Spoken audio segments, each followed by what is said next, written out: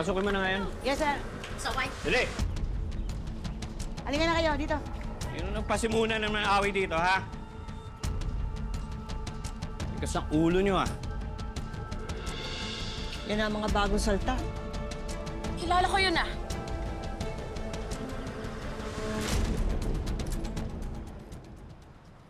Ikaw, dito ka. Kayo nang bahala dito, ha? Kayong dalawa, sumunod kayo sa akin.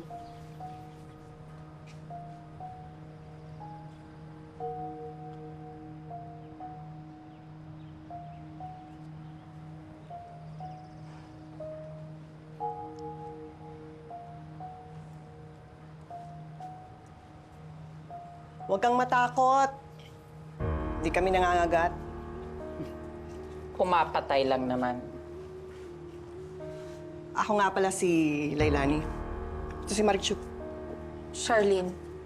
Hanap ka na ng pwesto mo. Bakante dyan. Okay. Ayos, ah. Dito pa talaga tayo sa loob ng preso magre-reunion, Charlene. Magkakilala kayo? Kasama ko na flight attendant. Naalala mo pa ba ako, Charlene? Dahil ako, tandang-tanda kita. Oh, ingat kayo sa flight mamaya, ha? Bye. Hi, hi. Charlene! Ikaw, umamin ka! Sinumbong mo ako, no? Sabihin mo yung totoo! Divina, I'm sorry. Tinanong ako ni Ma'am Manuela kung sinong kumukuha ng item sa flight. Alam nga naman magsinungaling ako. Masaya ka na! Natanggal ako sa trabaho! Divina, please. Kumalma ka. I'm sorry. Sorry? Sinira mo ang buhay ko! Yan! Kaya kailan nakikitera ka talaga? Pinatalayin kita, sinira mo ang buhay ko! Sinira mo yung buhay ko! Dahil sa kadaldalan mo, nasira ang reputasyon ko! Kahit sa ibang airline, hindi ako makakuha ng trabaho! Hindi ko kasalanan yun. Kasalanan mo kung bakit ka nawalan ng trabaho. Wow! Nagsalita ang Little Miss Perfect? Akala mo kung sino ka? Bakit ka nandito? Ano kaso mo? Syndicated estafa. Pero inosente ako. Oh, sus! Inosente daw siya. Lahat kami dito, inosente, di ba? Tigilan mo ko, Charlene. Estapadora ka. At tandaan mo, dito, ako ang reyna. First class. Ikaw, economy ka lang.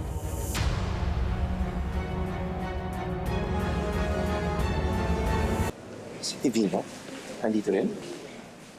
After daw mawala niya sa airlines, nagtrabaho daw siya sa isang jewelry shop. Kaso kumuha siya ng mga alahas, kaya nakasuhan siya ng qualified theft. Milyon-milyon ang tinangay niya, kaya non-bailable siya. Wala pa rin siyang pinagbago. Hindi ba niya sinasaktan or ginugulo? Alam mo naman complicated ang past natin sa kanya. Ayoko dito. Hindi ako dapat ang nakakulong. Si Joanne ang gumawa ng lahat. Siya yung kumuha ng pera. Wala akong kinuha ng kahit ano. Tumulong lang ako. Ginagawa na ng paraan ni attorney para mapabilis yung hearing din. Papatunayan natin na biktima ka lang. Ayoko dito. Ayoko makulong. Please, ilabas mo na kami ng magiging baby natin. Please, ayoko makulong dito. Ayoko makulong. Ako na ang bahala. Tiwala ka lang sa akin. I'll make sure makakalaya ka. And after that, tuloy ang buhay natin. Tuloy ang plano natin. Sama si baby, ha? Takot ako, Lino. Hindi ka mababayaan.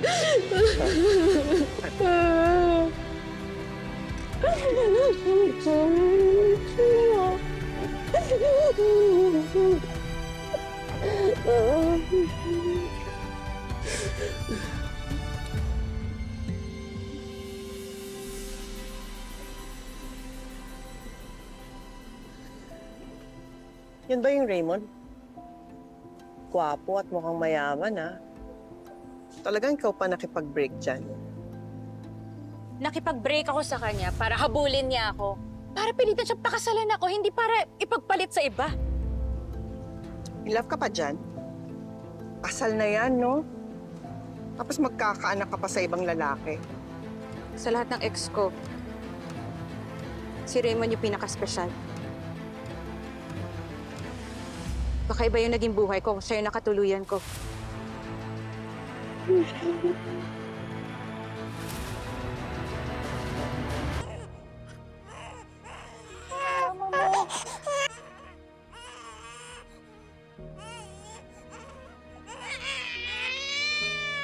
Sandali lang.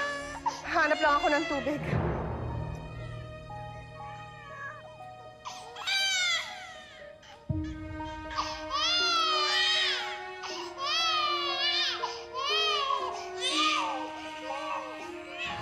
Kawawa yung baby mo. Di tulad ng baby ni Charlene. Di pa pinapanganak, buhay prinsesa na. Matagal ako dito sa kulungan. Sa tingin mo, sino mag-aalaga sa anak ko? Hinagaw mo ang buhay na para sa akin. Aagawin ng anak ko ang buhay na para sa anak mo.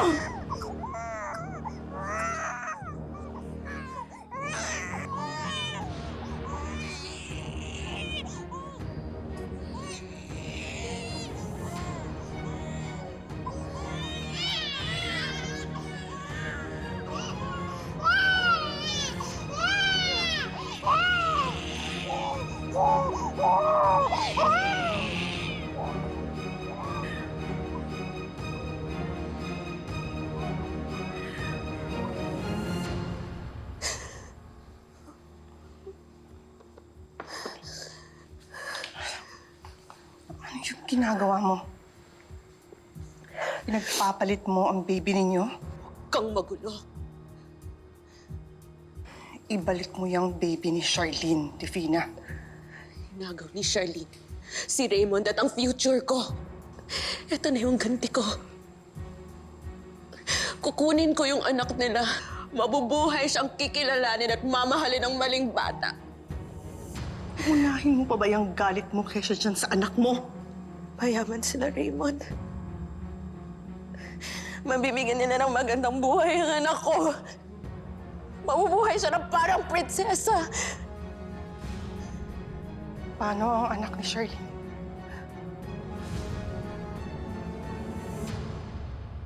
Sir! Sir, sana yung mga natrap. Doon sa loob eh. Sundan niyo ako. Tara, dito! Tong batang to, sa akin siya. Ako magpapalaki sa lecheng anak ni Charlene. Gagawin kong impyerno ang buhay niya pagbabayaran niya yung kasalanan ng nanay niya. Ano? Hindi naman malalaman ni Charlene kung ano yung anak niya dito eh. Basta, ang anak ko ang papalakihin ni Raymond. Ang anak ko ang mabubuhay na parang prinsesa.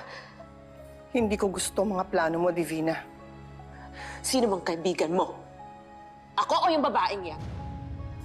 Huwag na huwag mo akong isusumbong. Ibubuking ko yung racket mo na pagbebenta ng kontrabando dito sa loob ng kulungan. Gusto mo ba, Mabertolina? Dali! Charlene! Divina! Lilani! Nandito kami! Asa kayo? Tulong! Sa Pascual, nandito kami! Nandito kami! May mga bibi kami kasama! Bibi! Sir! Sir! Sir, sandali lang po! Kapasok kami! Go! Dito na! Excuse me! Sandali lang ha! Sir! Dito! Subukan mo magsalita. Sandali lang kayo! Magpagkagalaw! Sir, may madadaan niyo mo tayo. Sige na, kumuha na kayo. Remembrance ko na sa inyo yan. Uy, baka naman ikaw makalimot, ha? Grabe ka naman, makalimot agad. Ang dami ko kayang natutunan dito na dadalhin ko paglabas. Hindi naman porket nakakulong tayo, masama na tayong tao. Oo, nagkamali tayo at pinagsisihan natin yon. At ito tayo, nagpabago. Charlene, pamimiss ka namin. Oo nga.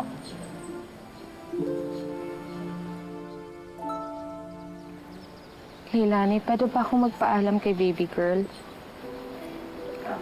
Oo naman. Okay na muna si baby.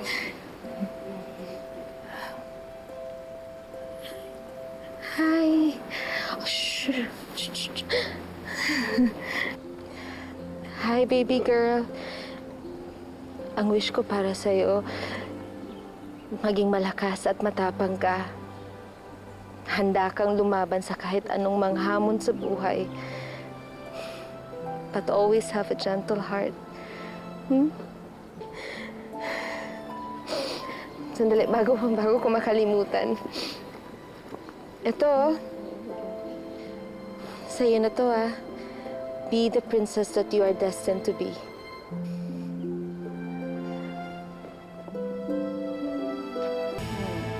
Baby girl, mag-ingat ka sa labas, ha? Huwag kang tutulad kay Divina. Huwag kang gagawa ng kahit na anong illegal. Tingnan mo. Mapapaaga rin palang paglaya mo. Pinalit-palit mo pa tong anak ni Charlene. Plano mo bang bawiin si Liberty? Bakit ko naman gagawin yun? Dapat lang namang gawin mo yun. Alangan mo namang angkinin mo yung batang hindi naman sa'yo. Mas okay ang buhay ng anak ko kay Charlene. Okay na yun. Tsaka ayoko pa maging nanay. Madami pa akong gustong gawin. Magpapayaman ako. Wala akong panahon mag-alaga ng bata. Sino mag-aalaga sa anak ni Charlene? Ewan ko sa kutong lupang yan.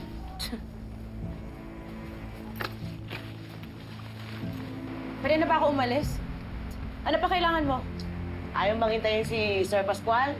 Pumunta lang sa sementeryo at dinalaw lang yung kanyang anak na yumao. Bakit ko sa kanya? Nandiyan na yung sundo ko. Ano pa? Wala na. Malaya ka na. Pakisan ako kay baby girl. Wag na. Kawa naman yung bata natutulog. Kanina nga nagising, chinek ni Ma'am Mariano. Sobra ka sa akin. Gusto ko lang kumiss kay Cutie. Okay na yan. O siya, mag-ingat kayo mag-ina. At ayaw na kita makitang bumalik dito, ha? Di na talaga. Go.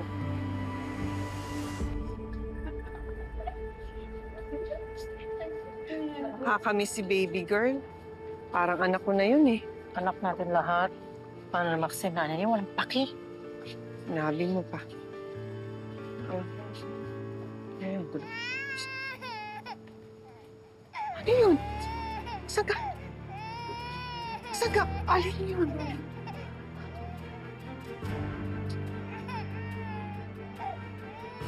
Baby girl? Si baby girl. Si baby girl. Baby girl, bakit ka nandito?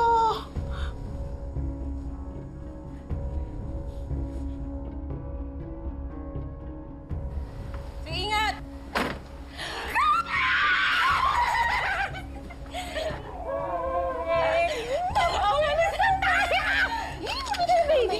Tara, umalis na tayo dito. Akin na yan. Tulungan na kita. Ayan naman, madali. Uy, baby! Ano ka ba? Wala siya dyan. Okay na siya. Nasa mabuting kamay na siya. Mas magiging okay ang buhay niya. Malayo sa buhay na dinanas ko. Kaya umalis na tayo dito sa impyernong to, okay?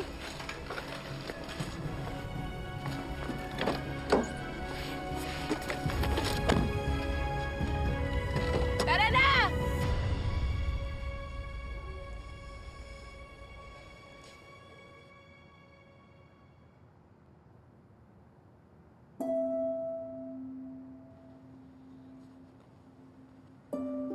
Once upon a time, may isang reyna na kasama ang anak na prinsipe. Isang gabi, umuwi ang hari na lasing. Gustong saktan ang anak na prinsipe. Napatay ng reyna ang hari para mabigyan niya ng buhay ang kanyang anak na prinsipe. Baby girl, paglaki mo, sana makilala mo ang little prinsipe ko, ha? Sabihin mo sa kanya na mahal na mahal ko siya.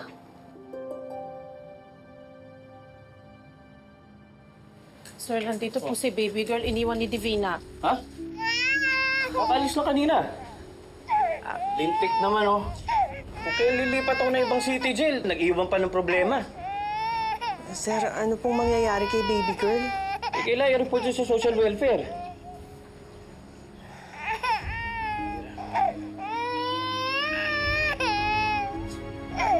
O sir, yung bag. Sana nga maging maayos ang mag-aampon kay baby girl. Minsan kasi may batang minamalas, kundi sinasaktan, ginagawang utusan.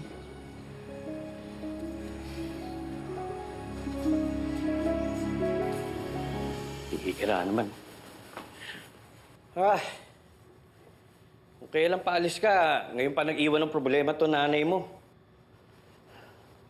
Iiwan na kita sa social welfare, doon ka na.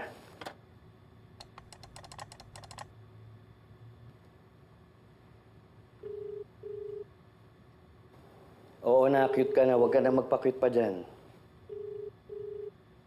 You have reached the Office of Social Welfare. Please stay on the line for operator assistance. Baby, sandali lang ha. Susunduin ka na maya-maya. Para doon ka na lang sa kanila. Habang naghahanap ng mag-aampon sa'yo. Sana nga maging maayos ang mag-aampon kay baby girl. Minsan kasi may batang minamalas, kundi sinasaktan, ginagawang utusan. Huwag ka mag-alala, baby girl. Hindi naman lahat ng nag-aampon masama. Meron din naman mabuti. Yung talagang aalagaan ka, mamahalin ka, lalo na tuturing kang parang totoong anak.